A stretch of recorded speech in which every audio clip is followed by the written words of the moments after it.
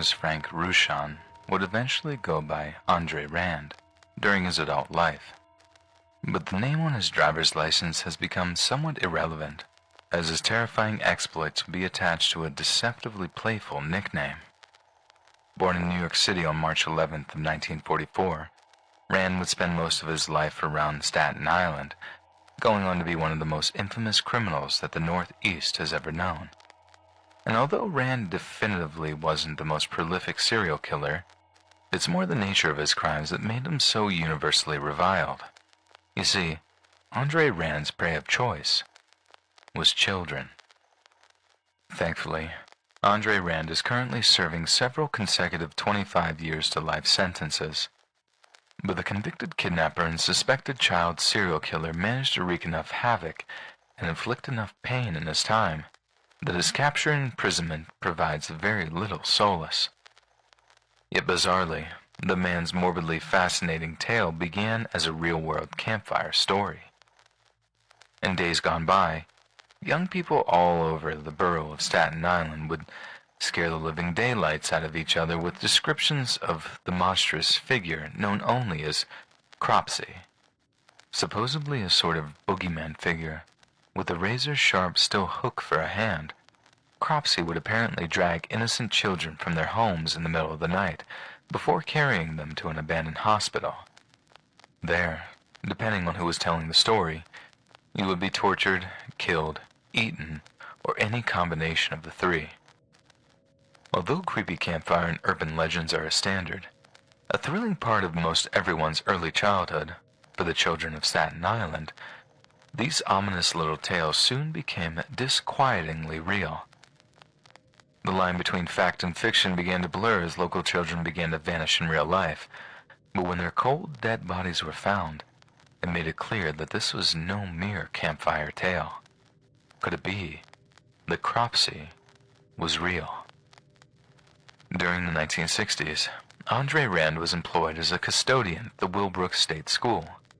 Funded by state government, the Willowbrook was a charitable center that provided aid for children with disabilities. On the surface, all of the Willowbrook's practices were good and proper, but upon closer inspection, state officials began to unravel a web of questionable conditions and unethical medical practices.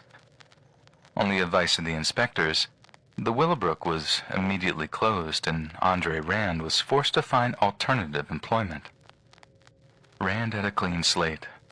He could have pursued just about any manner of unskilled labor, but instead, he chose to pursue an even more horrifying career. Between the date of the Willowbrook's closing in the early 1970s, several young girls went missing in the area surrounding the abandoned hospital. The first was a 5-year-old Alice Piera. On July 10, 1972, the happy-go-lucky toddler seemed to simply vanish into thin air while playing in the street just outside her house, a street located just a few miles southeast of the old Willowbrook Hospital. For a while, the whereabouts of the small child remained a complete mystery. Yet there was something else the local townsfolk were unaware of, that Andre Rand once went by Frank Rushan, and Frank Rushan had once served 10 months in prison for the abduction of several small children. The fact he only did 10 months stems from the fact that his defense attorney managed to essentially haggle a judge down to a conviction of false imprisonment, a crime with a considerably lower penalty than kidnap or abduction. But the conviction was enough to smear Frank's name for good, and so he came up with a rather simple and cunning solution. He changed it, and after moving out to Staten Island, became Andre Rand. Yet as much as Rand could hide his identity from the townsfolk, he couldn't hide his identity from police officers who were well aware of his legal change of name. So when little Alice Pereira went missing on that warm July evening, the police considered Rand to be the prime suspect. Despite their convictions, evidence was flimsy and not nearly enough to gain a solid conviction in a court of law. And so, as the cops chose to hold their horses, the bodies began to pile up. On July 15, 1981, 7-year-old Holly Ann Hughes went missing. Her parents filed a missing persons report, while several witnesses claim to have seen the girl with Rand shortly before her disappearance. Once again, no actual evidence led to no actual arrest. 2 years later, Rand once again became the prime suspect when 11-year-old Tyahese Jackson disappeared. Then in 1984, 21-year-old Hank Gaffario vanished. These unnerving incidents left the nearby townsfolk racked with terror, a terror that was exacerbated by the fact that not a single person was apprehended, with all at a loss for a potential motive.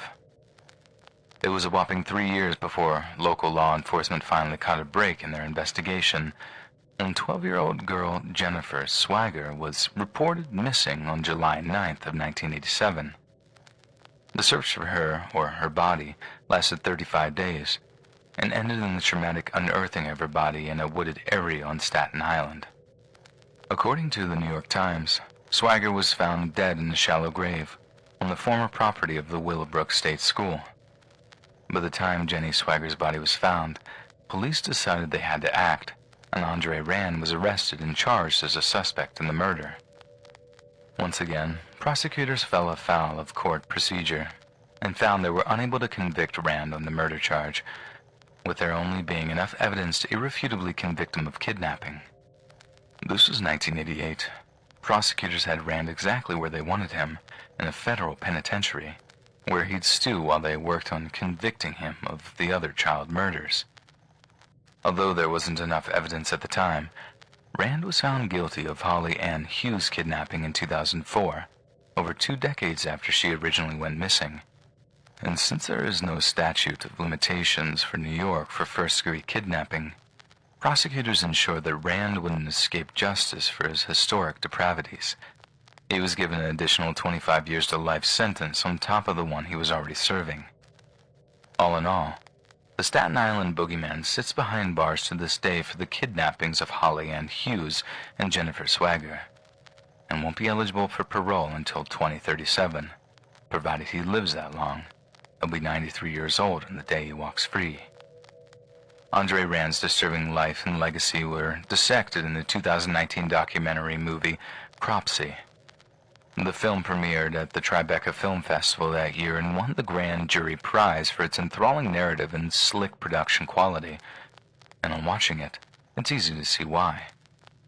The essential premise of the movie was to explore whether or the Staten Island urban legend of Cropsey was actually tied into Rand's murderous career, whether one had fed into the other until fact and fiction had become indistinguishable. Yet as the movie came to show, for some of the people who experienced those years on Staten Island, as well as those involved in searching for the missing kids, the term boogeyman didn't even broach Rand's despicable psychopathy. Donna Cotugno, president of the charity Friends of the Jennifer for Missing Children, calls Rand the Hannibal Lecter of Staten Island.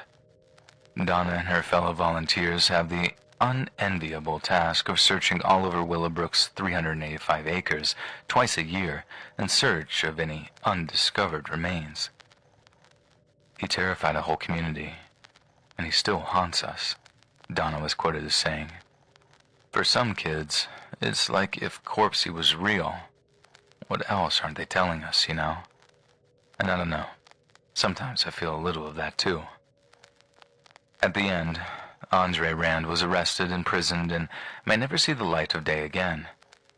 But nevertheless, his impact on the Staten Island community is immeasurable, and Cropsey has left behind massive psychological trauma that may well last for generations. Some of those children are still missing.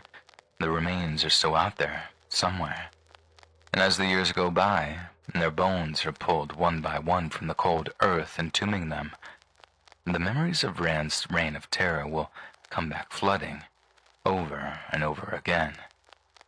And maybe that's what makes the Cropsey story so well and truly terrifying.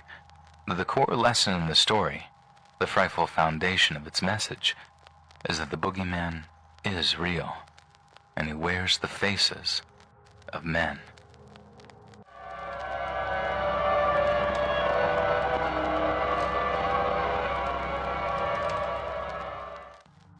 Some said he was in a house fire, that the flames had melted his skin like an old candle. Others swore he was struck by lightning as a child, and that the bolt had forked directly into the poor boy's face. There were rumors that he looked the way he did because of some horrifying nuclear accident at the nearby Duquesne power plant. Men swore he was real. Others said that it was all a lie, but back in the day, almost everyone in the greater Pittsburgh area had heard some variation of the Charlie No-Face urban legend. Some called him the Green Man, others the Monster of Beaver County, but the details were essentially the same. Some older Pennsylvanians even claimed to have met Charlie No-Face when they were younger, saying it was by far the single most terrifying moment of their lives. They describe it like shaking hands with the Jersey Devil, or sharing a makeup mirror with the pouting Bloody Mary. You thought it was impossible, but there it is, clear as day, real as you and me. Because Charlie No-Face really was real, and his story is just about as terrifying and tragic as a person can imagine. On August 16th of 1919, an 8-year-old boy named Ray Robinson was taking a walk with his sister and a few other friends out near Newcastle, Pennsylvania. At some point, the children looked up to see a rather fetching bird's nest perched atop a nearby tree. Only this tree happened to be dangerously close to an abandoned railway bridge. It's thought the children were engaged in an activity known as egging, in which children would cruelly steal birds' eggs in order to preserve, paint, or display them. But what Ray didn't know was that just a year earlier another boy had tried to climb the exact same tree and had managed to touch one of the exposed wires that still had a current running through it. The boy died a slow, painful death over the course of 2 weeks, and Ray was about to make exactly the same near-fatal mistake. A horrifying amount of electrical current ran through his young body, so much so that his eyes, lips, nose, and ears were all hideously malformed or burned away completely. One of his arms was frazzled and rendered useless by the subsequent fall, while one of his hands was blown clean off of his wrist by the force of the electrical current. He went through an ungodly amount of pain and suffering, but with the hard work of some top local doctors, little Ray Robinson miraculously survived. As you can imagine, Ray's life became extremely difficult after the accident, and not just because of his injuries. Many of the larger Victorian-era homes in rural Pennsylvania, including the one Ray grew up in, really can be something to behold. The extravagant architecture includes high ceilings, grand bay windows, and often the privacy of personal ensuite bathroom fixtures. In some cases, the level of domestic self-sufficiency meant that a person could remain in one isolated corner of a house for days, perhaps even weeks on end, as just as much as it could be used to provide a sense of comfortable solitude. Such features made for rather horrible gilded cages for people like Ray, and this is how his family kept his monstrous form hidden away from the terrified public. By all accounts, Ray was kept isolated and shunned even by his own family. But he wasn't entirely mistreated during his upbringing. He was amply fed, and his love of baseball was indulged by parents that provided him with both baseball cards and a wireless radio with which he could listen to games. His parents also understood that he needed to keep busy, and also that they needed to teach him to function in society. They provided him with the means to learn Braille, and even taught him how to fashion wallets and doormats out of used rubber tires. When he came of age, his family revealed a renovated apartment they'd made for him, set into the family garage. It was much closer to them, both physically and emotionally, and it meant the world to a young man who'd been so terribly misunderstood for most of his young life. Only as he grew, a yearning to roam free burned in him. So in a small act of rebellion, Ray slipped out of the house in the dead of night and walked the highway near the family home. It became something of a habit. He enjoyed the feeling of the tarmac underfoot, the feeling of the breeze on his skin. After a while, he went from walking the highways once or twice a week to almost every night, always alone and always at night. And this is where the real-life Ray Robinson became a walking, talking urban legend. Most nights, on the rare occasion that a car did come along, Ray was so frightened by the sound of the oncoming engine that he'd scamper off the road and hide among the foliage. But after a while, we found he was unafraid of the roaring vehicles. If he stuck to the side of the road, they didn't seem to bother him. So he made the decision to stop hiding. One day, Ray was walking along the highway when once again he heard the sound of an oncoming car. Yet unlike so many times before, when the vehicle had just rolled on by, having not caught him in its headlights, Ray heard the screech of tires on the road behind him. A man cried out into the night, revving his engine in a way that sounded a lot like reversing. Ray spooked, bolted off the road and into the cover of some trees.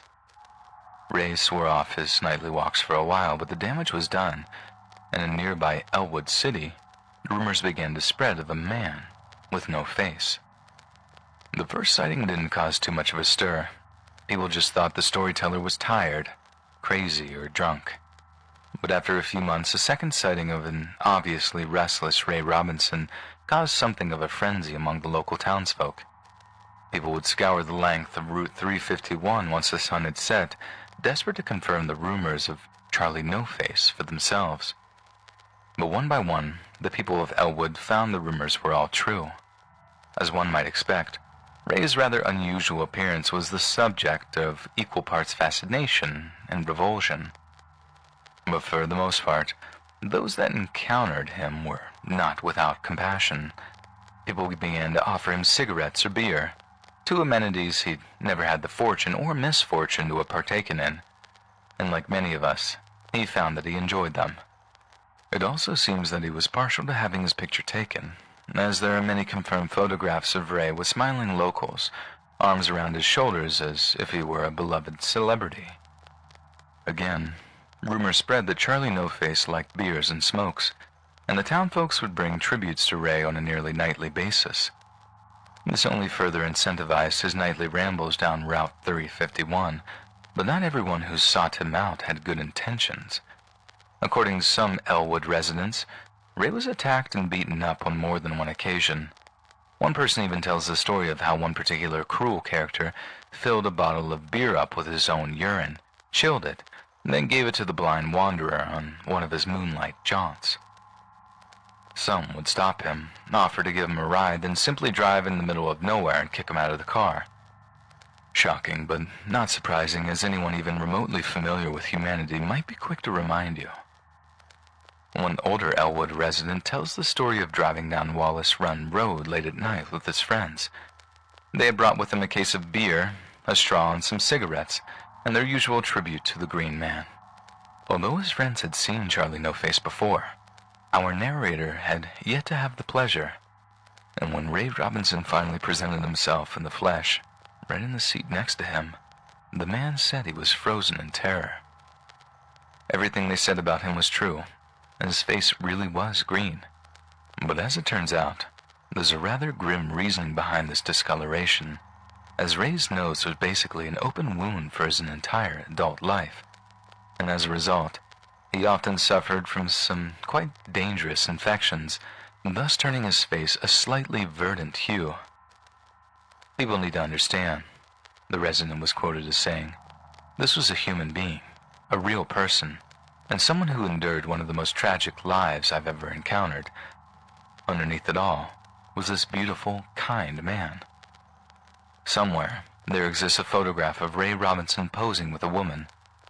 It's clear that she's happy, that she's unafraid of him, and the way she holds him speaks to the warmth she has for a man she may never, ever have met before. All based on a well-deserved reputation of being a kind and gentle spirit who wouldn't let a life-changing accident keep him down. There also exists an interview with a man whose brother was killed in action during the Vietnam War. By his own admission, his fascination with Charlie No-Face was a rather eccentric one, but he also credits Ray Robinson with helping through the darkest period of grief he'd suffered so far. Ray wasn't just an urban legend. He was a real flesh-and-blood man, and a good one at that. Ray was living in an assisted living facility when he passed away in 1981. His grave is in the Grandview Cemetery, located at 139 Norwood Drive in Beaver Falls, Pennsylvania. And coincidentally, it's just a few plots away from the little boy electrocuted in the exact same manner, just a year before his own accident. Occasionally, someone comes along to put fresh flowers down on Ray's grave. It's not clear whether this is one person or many, but the message is clear. Ray's legacy lives on, be it in the terrifying tales of the man with no face, or in the love that those who came to know him show. So here's to Ray Robinson, the urban legend who turned out to be very, very real, and who deserves to rest in the deepest and most heavenly peace. Hey friends, thanks for listening. Click that notification bell to be alerted of all future narrations. I release every Monday, Wednesday, and Friday at 7 p.m. Eastern Standard Time. If you got a story, be sure to submit them to my subreddit r/Let'sReadOfficial, and maybe even hear your story featured on the next video. And join a live stream on random Tuesdays, Thursdays, and Sundays. And if you want to support me even more, grab early access to all future narrations for just $1 a month on Patreon, and maybe even pick up some Let's Read merch on Spreadshirt. And check out the Let's Read podcast, where you can hear all these stories in long compilation form and save huge on data, located anywhere you listen to podcasts. Links in the bio. Thanks so much, friends. And remember, castaways, we are castaways. Ahoy there, ahoy, we are castaways.